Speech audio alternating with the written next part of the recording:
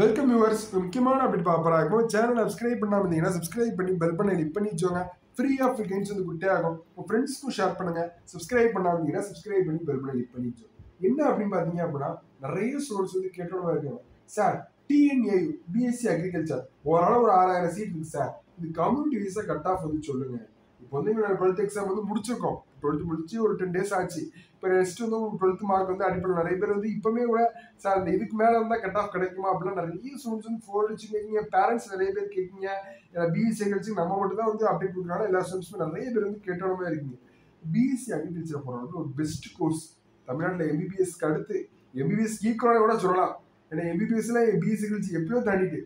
ஏன்னா எல்லா இதுமே யூபிஎஸ்சி கிளியரன்ஸ் வந்து ஃபுல்லாகவே பிஎஸ்சி அக்ரிகல்ச்சர் அப்படிங்கிற ஒரு பேட்டர்னே மாற்றிட்டாங்க.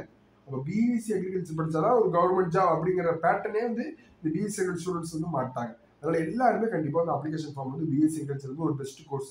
அதுக்கப்புறம் பிஎஸ்சி ஃபாரஸ்ட்ரி வந்து கொடுக்கலாம், பிஎஸ்சி செரிகல்ச்சர் கொடுக்கலாம். அடுத்து வந்து என்ன அப்படின்னா பிடெக் அக்ரிகல்ச்சர் இன்ஜினியரிங் ஒரு பெஸ்ட் கோர்ஸ் சொல்றாங்க.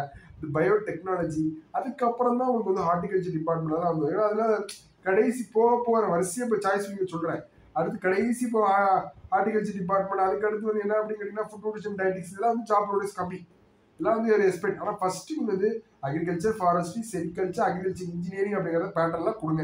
அதுக்கப்புறம் வந்து என்ன அப்படிங்கிற பிஎஸ்சி அக்ரிகல்ச்சர் இப்போ வந்து கட் ஆஃப் வந்து பார்ப்போம் கம்ப்யூட்டர் வைஸா. ஓசியா இருந்தீங்க அப்படின்னா ஒரு 180 கட் ஆஃப் இருந்தாலே கண்டிப்பாக வந்து கிடைக்கும். பிசிஏ எம்பிசி இருந்தீங்கன்னா ஒரு 175 மேலே இருந்தால் கண்டிப்பாக வந்து ட்ரை பண்ணலாம். அடுத்து வந்து எஸ்சி எஸ்டி இருந்தீங்கன்னா ஒரு 170 கட் ஆஃப் மேலே இருந்தாலே கண்டிப்பாக வந்து கிடைக்கும். பிஎஸ்சி அக்ரிகல்ச்சர் பொறுத்தவரை உங்களுக்கு வந்து மேக்ஸ், பிசிக்ஸ், கெமிஸ்ட்ரி, பயாலஜி நாளையும் கூட்டி டிவைட் பை 2 போட்டுருவாங்க. மேக்ஸ், பிசிக்ஸ், கெமிஸ்ட்ரி, பயாலஜி நான் 80 அடிக்குன்னு வச்சோங்களேன். அது டிவைட் பை 2 மொத்தமாக வந்து எவ்வளோ அப்படின்னு கேட்டீங்கன்னா 360.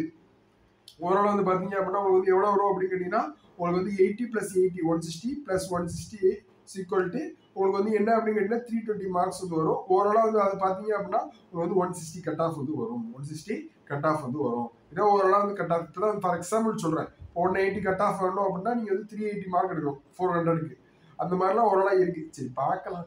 இனி அப்டேட் நம்ம சேனலில் சொல்லுவோம். தேங்க்யூ. சப்ஸ்கிரைப் பண்ணாமல் சப்ஸ்கிரைப் பண்ணுவோம். தேங்க்யூ. ஷூட்டில் பார்க்கலாம்.